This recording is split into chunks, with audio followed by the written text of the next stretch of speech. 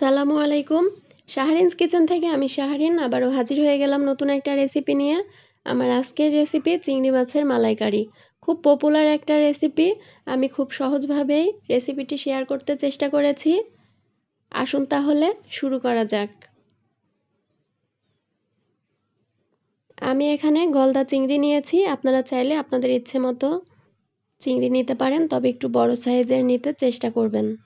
আমি মাথার লেজের অংশটা রেখে দিয়েছি দেখার সৌন্দর্যের জন্য। খুব ভালোভাবে কেটে ধুয়ে মাছটা পরিষ্কার করে নিয়েছি।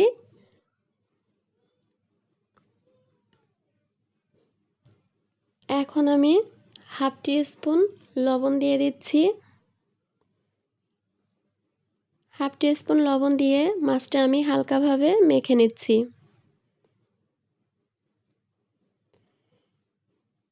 মাছটা মাখানো হয়ে গেছে। এখন আমি চুলাতে একটা প্যান বসিয়েছি। প্যানটা গরম হয়ে এলে দিয়ে দিচ্ছি সরিষার তেল।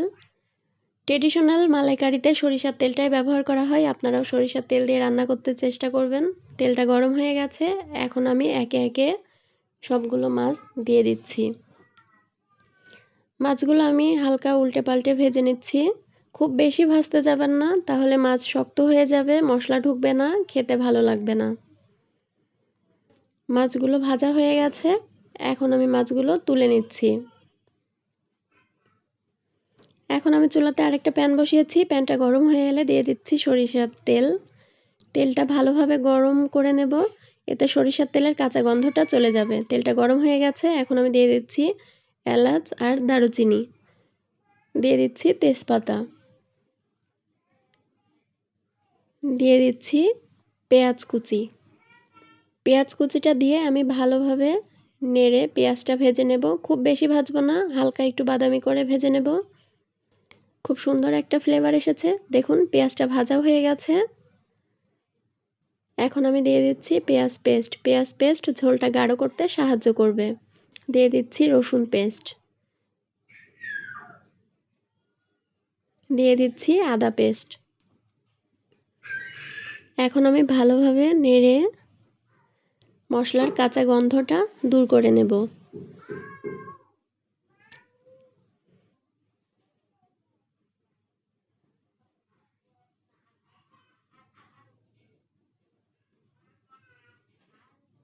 মশলার কাঁচা গন্ধটা চলে গেছে। এখন আমি গুঁড়া মশলাগুলো দিয়ে দেব। দিয়ে দিচ্ছি 1 টিস্পুন হলুদ গুঁড়া, দিয়ে দিচ্ছি 1 টিস্পুন ধনিয়া গুঁড়া, দিয়ে দিচ্ছি 1 টেবিল চামচ মরিচ গুঁড়া।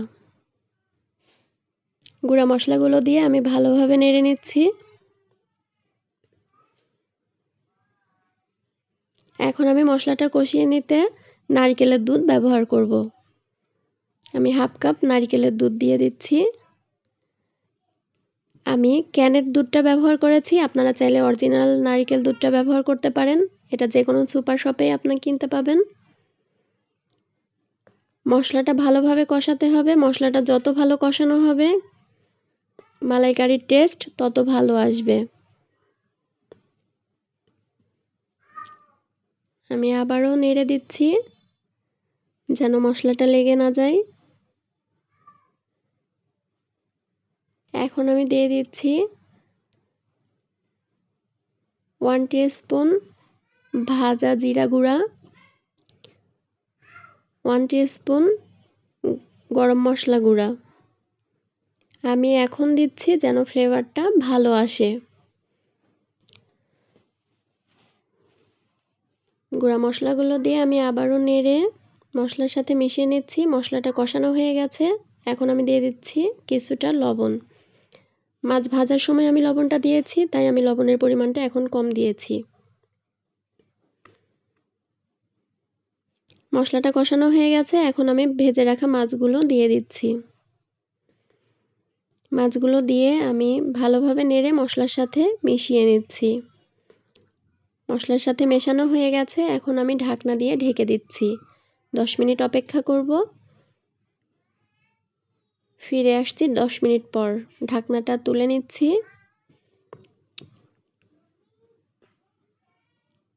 দেখুন মাছগুলো কষানো হয়ে গেছে। আমি হালকাভাবে নেড়ে দিচ্ছি।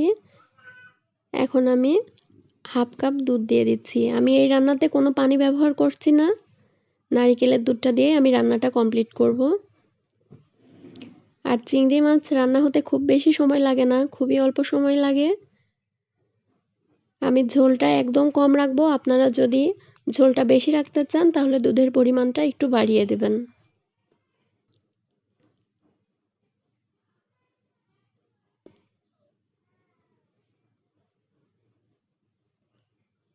আমি একটু নেড়ে দিয়ে দিচ্ছি 3-4টা কাঁচামরিচ, দিয়ে দিচ্ছি হাফ টিস্পুন চিনি, দিয়ে দিচ্ছি সামান্য পরিমাণ ঘি।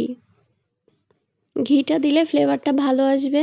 ঘিটা দিয়ে আমি হালকাভাবে নেড়ে নিচ্ছি। আমার রান্নাটা হয়ে গেছে। এখন আমি একটা সার্ভিং ডিশে সার্ভ করব। দেখুন কত সহজেই রান্না হয়ে গেল চিংড়ি মাছের মালাইকারি। আর চিংড়ি মাছ পছন্দ করেন না এমন মানুষ পাওয়া খুব কঠিন। ছোট বড় সবাই চিংড়ি মাছটা খুব পছন্দ করেন। আশা করছি রেসিপিটি আপনাদের ভালো লেগেছে। যদি ভালো লাগে তাহলে অবশ্যই ফ্যামিলি আর ফ্রেন্ডদের সাথে শেয়ার করবেন। যারা আমার চ্যানেলটি সাবস্ক্রাইব করেছেন তাদের অসংখ্য ধন্যবাদ। আর যারা এখনও চ্যানেলটি সাবস্ক্রাইব করেন নাই অবশ্যই সাবস্ক্রাইব করবেন। সবাই ভালো থাকবেন, সুস্থ থাকবেন। আবারও হাজির হব নতুন একটা রেসিপি নিয়ে। আল্লাহ হাফেজ।